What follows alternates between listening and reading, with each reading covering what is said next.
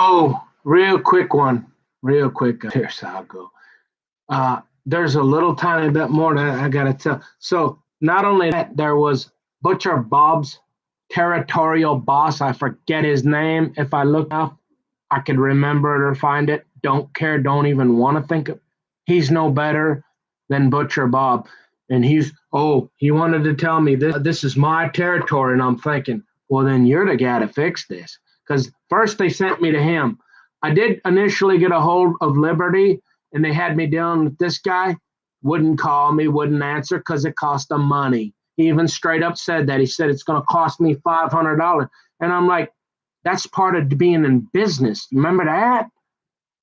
Sometimes this stuff happens. You learn from your mistakes. Remember, if you talk to the wrong guy, the wrong polar bears, the girls, you learn real quick not to do that again, man. But instead of putting it on me and wasting my time for a month and me having to do this now, and then we can't go fishing. So I'll think of his name. I don't care. Don't matter. It might not even work there, but he was a snotty little kid, about 25 or something, 30, right? Refused to accommodate anything because it was going to cost money. And I'm like, hey, you remember that thing called bad debt and all that? And like, yeah. Oh, we got one of them accounts on the chart of accounts. Remember account? Yeah. You're like, right? And you're like, dude, you're the territorial boss. Cool, you're going to help me because I just told this story to you, right? Just like I did on the third one back. Right? Nope. Won't help me. They don't care anymore. Remember, you get what they give you. You don't get what you pay for anymore. But if you don't pay that, imagine if you went with somebody, it'd be even worse. So in a sense, you get cut a little, but I didn't get what I paid for. And then I went through all that, and I talked to Liberty, and they said go talk to the territorial boss. And then him and what's his name get together and lie and say, we don't know how it got scratched. Who cares if there's a scratch? You should keep it. We're not coming to get it. So now you're going to call Utah for the next month and fill up every voicemail possible. And finally, they're going to go, okay, enough. We'll come get it. And it's going to be another month, and you're going to have to call us another month and fill up our voicemails and say, where's my check? You said the check was in the mail. It's not in the mail. And finally, after you realize, oh, we got our safe back, and we told them, hey, we'll send you a check, and you didn't send a check.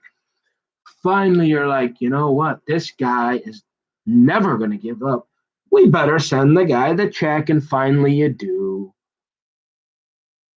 But the territorial boss is just, what? Yeah, he was even worse than Butcher Bob, actually, because he just tried to tell me, that guy, and I'll bet you he's one of those guys that's got a lot of friends, kind of like a Marcus or something. Yeah, I'm sure, because you don't become the territorial boss, right, without knowing a few people.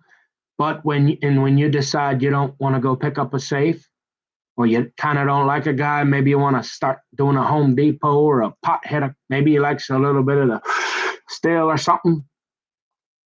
Yeah, Nick's having a bad day again. But you're the territorial boss, and you got 500,000 friends. So I just don't like you, Nick, and I don't feel like you're worth me losing a few $100. And I don't think you're gonna buy any more safe because I forgot. Oh, you do know a couple guys with them white balls, and they like to buy them things. And I'm not making a whole lot here anyways. Times are tough. We got a virus coming. I'm probably looking for a new job, and I don't want to come out there. So go to hell, Nick. All right. No, I'm not going to hell, but in terms of the way you treated me, yeah. Yeah, so I'd stay away from Butcher Bob and anybody that Butcher Bob knows from Relco Company. A guy with that company, I wouldn't. That guy, there should that guy should not be within 6 feet of a firearm, much less be able to sell them for the federal government. And his territorial boss, same thing. All I can think of is times have got so rough that nobody, because of those $1,000 champagne bottles with the goats on the plane or something, that in a combination of just things getting tougher, the cost of materials, and the margins are getting so slim. They're always trying to make more money for the CEOs. And now we're talking to Never Again. She's like, hey, we need to talk about this, Nick. And I'm saying, yeah, what happened to the customer service? And well, Alexandria Cortez. She's saying, well, Nick, what's happening here is we got these Amazons like this, and then we got all this, and it's hard for them to make any money, and they're putting all the pressure on these Butcher Bobs and the territorial boss. They can't make any money, so they're asking them to lose money. So they've gotten to the point where they've lost enough, and they're saying, we can't help you, Nick. And it's like total chaos, because eventually, if you're not making any money or losing any money, you're out of business. So if you're not adapting and figuring out, hey, I learned from this lesson, and we got to talk to them about how we're not going to do this, eventually we're all out of business, and the only place to shop is Walmart. And you know what's after that? This thing here. But now the territorial boss is mad because I don't want, after all I asked for, and he wouldn't fix it or couldn't fix it or didn't have the money to fix it. I'm pretty sure with all the friends he had, he probably could have fixed it, but for some reason he decided not to. Why? I don't know. Does he sleep with a goat? You'd think it would have been pretty simple. No. And they lied. And so then once the territorial boss said no, there was getting nowhere with Butcher Bob. Either told the territorial boss, I didn't scratch it. Liar. Nothing but liars everywhere. The territorial boss says that, but the fact that the territorial boss, it's irregardless who's lying. The customer used to be not happy. Maybe who doesn't? Let's make this guy happy. Let's get him a safe that isn't scratched,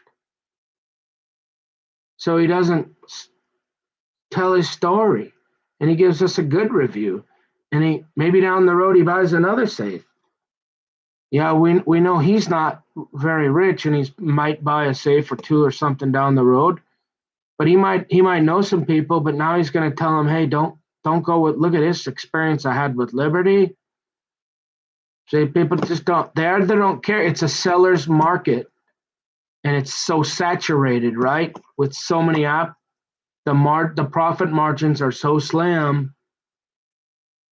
It don't take much for them to say, go to hell, Nick.